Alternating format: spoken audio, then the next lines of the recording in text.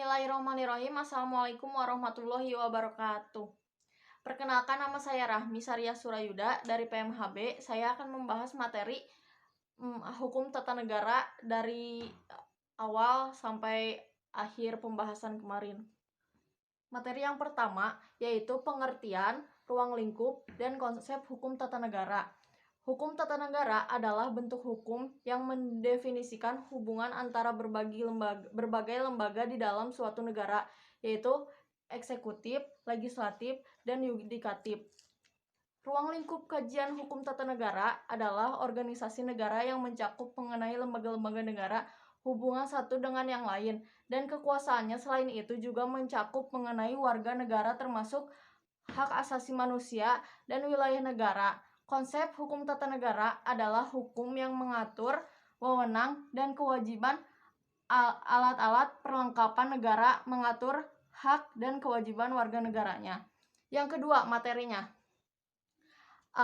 Sebutkan asas tentang asas hukum tata negara.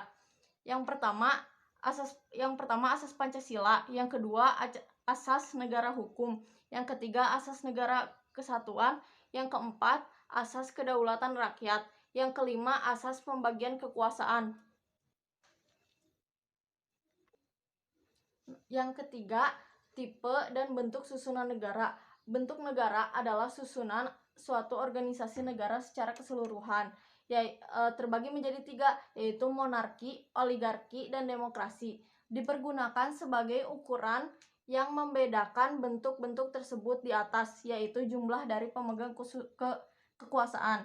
Materi yang keempat yaitu bentuk dan sistem pemerintahan, terbagi menjadi 4.